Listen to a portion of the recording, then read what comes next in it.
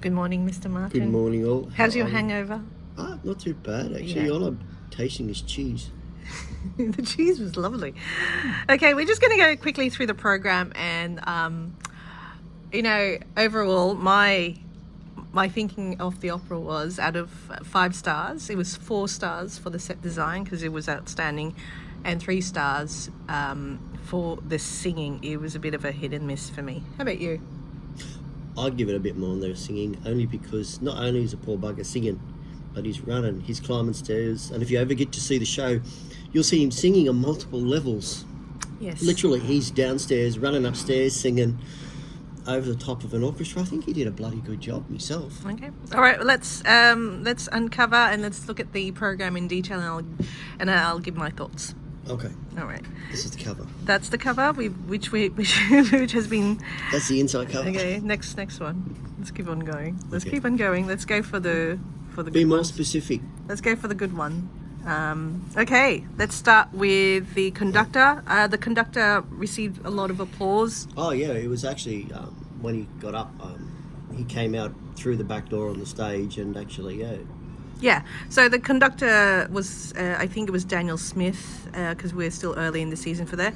Elijah Mashinsky, I don't think we saw him. Maybe we did, because I was trying to remember if we saw him in the orchestra. Heather Fairbairn, look, I didn't see her either. Andy Morton and all those. But for me, Michael Yergin, he was, all credit to you, Michael. Your set design was absolutely fantastic. Oh, it was amazing. It was brilliant. So Michael Yergin, the man from Yale. Look, I mean, I give it 4.5 stars, really, for the set design. He did a marvelous job. I'd only see it. Well, not only see it, but look, that set design that you did, Michael. Fantastic. The terraces, that was a good nod to, I suppose, the urban density of here in Sydney and Melbourne. I mean, although I did wonder what the palm trees were about. I thought maybe it's set in Brisbane. But the dollhouse that you did, fantastic. I don't know who came up with that, so it must have been with you and your other colleagues, but I thought that was really cool in terms of, the arias where there were only one person or 2 people were singing to each other, and that distracted a lot because, some operas can be rather long and rather drawn out, especially if people do not know what they're singing about. And whereas, you had one person singing in one room and there was all that commotion, especially the surgeon's room, or the, Dr. Bartolow's on the side, yeah. On the side, that was so- just full of action. I mean, for a very small room, it had a lot of impact. I wonder what that was on the top right. I mean, I'm sure it's like void space, but I think they were supposed to be like an office. Like if you actually had a look at the signing of the marriage, yeah, it was like everybody went up there and they went to the study. And at the start, when the priest first went upstairs, Yeah, they were actually discussing. So I think it was actually meant to be a not study, only or a bedroom, or even a toilet. I think a study, but it was also a good transition between what do you call it? Yeah, The levels. So Michael Yegan, all hats to you for Great producing. job. Like, I mean, look at his repertoire though. San Francisco Opera, Houston, Covent Garden. So he's done a lot. So. Oh, and he did Idomeneo as well, and I missed out on that opera. Anyway, we'll move on because But you also got to check out the little miniatures. We were told to check that out. And you loved that Oh, one. that was pretty cool. Anyway, we can wax lyrical, Michael, of what you've done to this set, but all credit to you. That was amazing to watch, especially in such a constrained stage. I think that stage is pretty small, to put a lot of sets and a lot of action there. And then suddenly make it into a two-story Terrace in a internal terrace house. So I think this is when you need an external perspective to remind Aussies of what life is, in the dense suburbs of the cities. Anyway, these were the other people. These were the other people involved in the production. This page contains all the performers. I think we'll go through one each. And I'll let you go through. I'll just you make your comments. Okay, Samuel Dale Johnson, I think, was our Figaro. Very active. Very active, and Very, very active. look, I still believe that he sacrificed his singing for a lot of acting, and I couldn't really hear him through the the hit piece of the opera, which is basically Lager al Factotum. I could not hear you, mate. I'm sorry, but the orchestra just drowned you out, especially. And admittedly, we were sitting at the back, but my goodness, Lager is the piece of the opera, and the set for that was really good. They had what was it, like pictures of hairstyles, and there were 4 people there. It's a distraction because people, I think, know how big and how important Largo is in the context of the opera, because let's face it only comes in 15-20 minutes into the opera, so that is basically the aria of the opera, and and that was really difficult for me to understand in terms of, for the rest of the opera, I was trying to listen to you as a result, and I could hear the voice wasn't as strong as, say, Count Almaviva. So that's where I think the production can be improved, whether it's to do with audio, the voice projections, where that could be improved, because I could not hear any. And the thing with opera, when it is such a popularly known opera and popularly known aria, people's expectations are such that people know the words to the actual aria itself. But I was lucky in the sense that I'm being too harsh, but Mr. Martin loved you. look, for me, the only opera in regards to Figaro or anything like that was what I used to hear on the old records.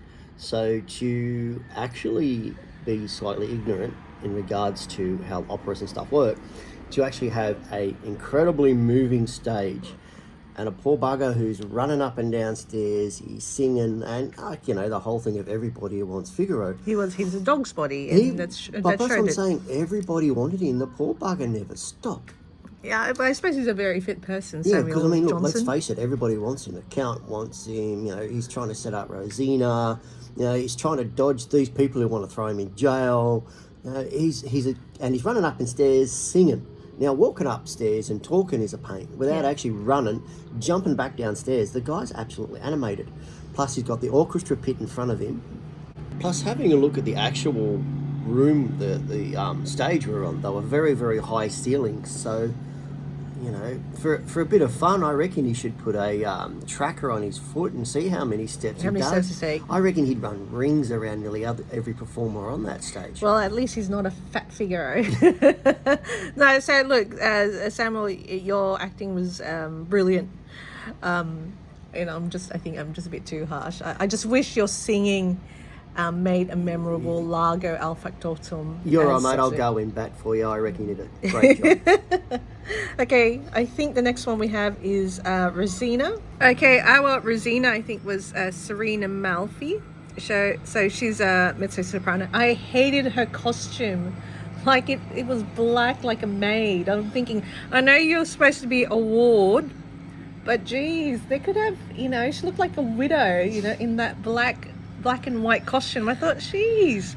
But apparently she played Cherubino for the Marriage of Figaro as well in Hamburg. So what did you think? Look, Rosina, Serena, your voice was fantastic. I could hear you, and it was just such a contrast to the boys there. So, I heard her very clearly where we were. But she was lucky too. A lot of her performance was elevated because she was in her bedroom. Yeah, well, true. She had a bit of that coquettish, they said, that she was supposed to act as. She stayed a lot in the bedroom, and I forgot to mention Michael Yegan, that nod to Florence Broadhurst with the wallpaper was brilliant as well. That reminded me from the vivid display of Florence Broadhurst.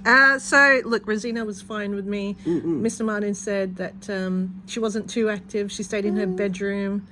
She didn't run as much as Figaro did. Look, for me, I'm going to defend Figaro no matter what. He was the busiest man on that stage. As he's supposed to be. That's his, anyway. No, but she's got a very strong, commanding voice. That was the title, The Barber of Seville. The Figaro is The Barber of Seville, so there we go. So Rossini's was fine. Count Almaviva, I think we had John Longmuir. Okay, this is why I mentioned the voices of Figaro and Dr. Bartolo were not as powerful as John Longmuir. Count Almaviva, you were the best voice, the best male voice for us that evening. You were brilliant. You knew how to sing the opera. He also had that fantastic costume, several costumes. No, he did. I thought that was brilliant. I suppose, to project yourself as some sort of noble, even though you were a bastard in the Marriage of Figaro. He didn't do too badly, did he, from the first scene? But maybe that's the way the voices were actually meant to be, because if you think about it, he's top of the food chain, so he's always going to be strong, commanding. You will listen to me. I heard him very clearly. But that's what I'm saying. But poor old Figaro, he's skating around on thin ice on everywhere. He's got to please this lord who's trying to hooked up with Rosina. He's got to try and get around the doctor to try and ensure that the lord can get in and get hooked up. You've got a nosy priest and some guy who just walks around. Okay, we'll talk about that guy, because Mr. Martin's that was Mr. Martin's favourite character. But John Longmuir, I thought you were brilliant. Outstanding I voice. loved your costume, the Anzac Anzac costume, one was the quite good. drunken soldier. The drunken soldier. The priest was a bit of a surprise. I really don't know what happened in the second half. Joys and peace to you. Yeah, but I didn't know what happened in the second half with you. Was it him cycling, or in the second half during the storm? I'm not 100% sure, to be quite And there was honest. that 10-minute where they were all standing like statues or something. I have no idea whether there was magic mushrooms being eaten during that particular aspect. I was going to say I was lucky in regards to Mike Italian is like maybe one or two Swear words to get me into a fight. But I did find the captions over the stage absolutely brilliant. Yeah.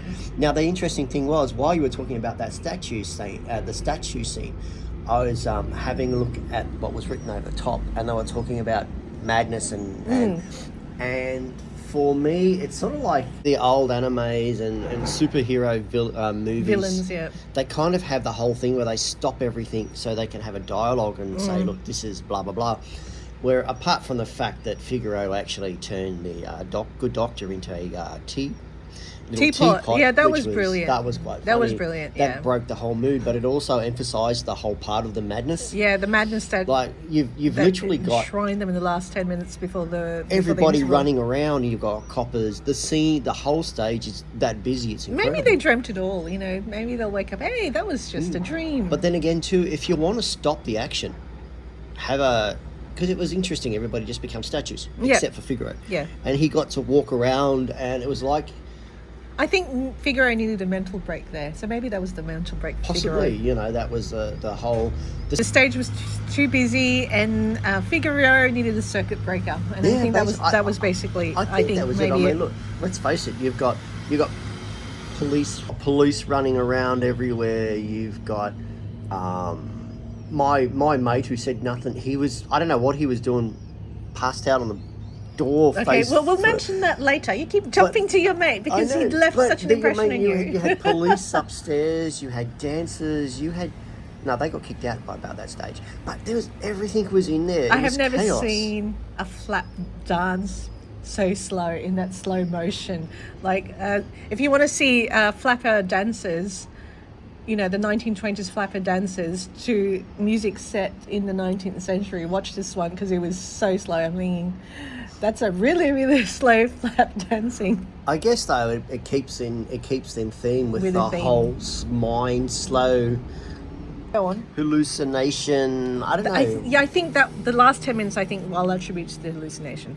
All right, Andrew Moran, Dr. Bartolo. For me, singing, it was similar to Figaro. I couldn't hear you towards, some of the bit.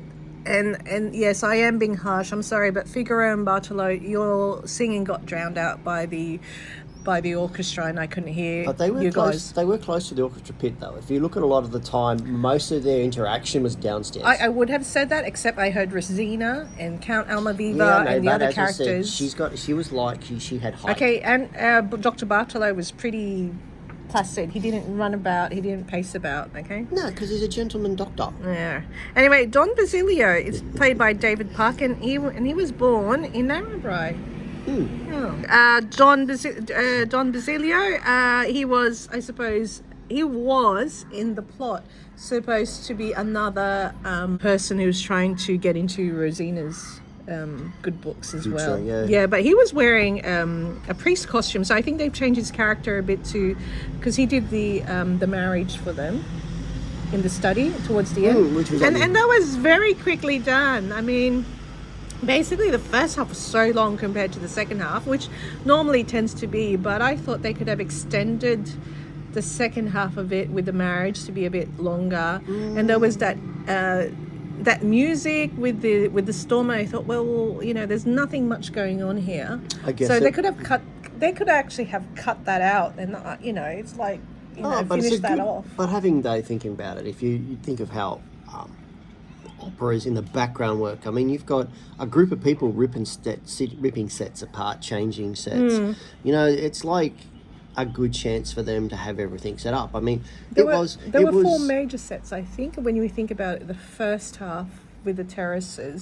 Then you got the dollhouse. The one with the barber itself, the one with the barber, yeah. And then the really weird bike scene. Yeah, the bike scene. But having said that, though, it was linked, because if you actually watched when the good doctor walked out, you actually saw what? Lightning strikes and stuff like that. Yeah, which was very evocative, because we had rain and storm last night at the Opera House. So when it actually changed to the set where you could see, I guess it could also be metaphorical in regards to the fact there's a storm brewing. And that one central figure is the one that's the figure is it. He's the storm. He's the part. He's like the storm bringer type. But I suppose we should talk about Don Basilio singing. It was possible. I mean, he is a minor character, so we didn't really pay attention to him. Except, is he gonna be dodgy with Rosina? Poor Rosina. She's like, she's the only woman, and there's so many men there. But anyway. All right. Anything else about Don Basilio? You liked his costume? Oh, there was a funny scene when the two priests stared at each other. Oh, they were doing the mirror image. Yeah, the Count Almaviva dressed up like Don Basilio's lackey, and who are you? Why are you wearing this? Okay, so that was a bit comedic. It's kind of like that. Hey, you're from the same priesthood, but I don't know you. Yes, you do. Look, see. Jane Eade was Berta. I think she was the nurse. She was the only one in white. But the interesting thing was she had a thing for the good doctor, because at the end, towards the end, she was the one singing about the old maid, how no one ever noticed her. Yeah, maybe. And she was going, because at the end there, you actually felt sorry for her, because everybody's running around trying to get Rosina. And then she was here. And she's in the background. She's just like watching them. Yeah, it's like it's the bridesmaid. Yeah. Look, she only had really one aria, and I think there was towards the end, and Jane Eade, you caught my attention there, because if this was your one aria in the opera, you better make the most of that opportunity. It was quite good. Yeah, so look, as I said, the female voices in this opera were strong. We're very strong. Now, this is your favourite bloke. This is my favourite. Okay, Simon Meadows, Mr. Martin Loves You. Characters, Fiorello, he was the one at the beginning, I think, with the music, Yep. The band. The Ambrogio, he's the one you like, the one who looked like a zombie. And the notary, he actually was the one who married them. So, go on. Why do you like him? Okay, now, if you really want to know what I mean, do not read the program until you see this guy. Literally, they've got flapper dancers running in, you've got Keystone Cops running around, you've got army guys, everybody's running around except this one guy. He literally just appears, the door opens and a new character rushes in, and then he just sort of sits there for a second and then he vanishes. He did cop a bit of a flogging, though, in the second act, where he was sitting in, and Figaro was giving the good doctor a shave. Yeah. And the doctor was running in and out with the Count was doing the priest thing. Yeah. But he was sitting in the corner and he was getting things thrown at him, like the big hot towel was thrown at him. I can't remember. I think he got hit by the doctor at one stage. Yeah, it looked like it, but he was sitting in the corner copping it, but he didn't say a word. And I don't understand, as he said, how the heck did he land face down At the on end. the floor? At The front door. And I'm thinking that there was a subplot there, but we totally missed out because that's the thing. There's 6 rooms, there's a lot of action, and here he was. We watched him and he's lying down on the floor. Yeah, during the statue scene, it was really, really unusual. He just sort of was leaning up against the wall, and then he just ended up on the floor. I have no idea. So whatever subplot he was supposed to be, whether he was supposed to be the valet or the butler, but he was dressed in white. So I'm thinking maybe he was a mental health patient of Berta's or the doctor. I don't know. I think he was supposed to be like a unwilling focal point. Right. Well, look, he distracted. I mean, there were also those other people, the patients, you know, the one with the broken arm. And the one with the broken leg, the pregnant woman. Oh, I thought she was going to give birth at one stage. I said, are they really going to show her, you know, how to give birth in the middle of the opera? And which is really, really weird because when all the coppers came in, yeah, they all went to that room. She was ended up on the chair with a room full of like about 20 people, which was probably big enough for 5 people. And they were all doing the whole run around the circle. That was so weird. That was weird. Okay. Look, there's a lot of things to see in this opera. So he was a notary. He just went in one door and out the other. But his character as Ambrosio, okay, what else can we say? You got to see it to believe it. It was actually quite interesting. It was very, very well done. So, yeah, I think, Simon Mendes was your highlight. Nathan Leahy was one of the police officers, I think. He was the head sergeant, I think. Okay. The one that was taking the bribes. Yeah. Oh, yeah, that's right. The one who kept putting his hat down. But he lost his money. Figaro was the same thing during that statue. He actually robbed the copper. Yeah, he did. I know. Figaro's a rogue. Anyway, shall we turn to the next page? I think it's like Lupin, you know, and all that stuff. So these were all the performers. Well, the orchestra pit as well. Look, it was funny getting out of the opera house because we saw all the performers with their the cello, the violinist towards the railway station. It was quite interesting. Look, brilliant. I thought the overture was played a bit too fast for my liking, but it's just my taste anyway. So, Doctor did himself well. I think I'm not going to see La Traviata. I'm not just going to go there for the Brindisi, but that's about it. Anything else? Oh, your stars, because I gave them 4 stars for the set design and 3 for the singing. What would you give? Look, to myself, I reckon it's just a personal thing. Everybody should go and have a look at it. It's okay, so what's your... I'd go 4.5 for the whole thing. I enjoyed it. I loved it. And that's about it. So I think, do you want to close the book? So... As I said, this program comes with the opera. Love the shoes. Look at these yellow patent there is one leather thing shoes. I do want to say before I forget. Shout out to the staff of the Opera House. Oh, yes. They were absolutely brilliant. We had a good usherettes and conversation, stuff, the ushers, even down to security guards having chats to them. They actually were very nice, very approachable. Yeah. And very... attentive. Yeah, particularly the one lovely lady we were speaking to. He told us to look for something, and then we were discussing at the interval, and she said, well, that's interesting feedback. So. Yeah, there's a lot of first-timers that go to the opera.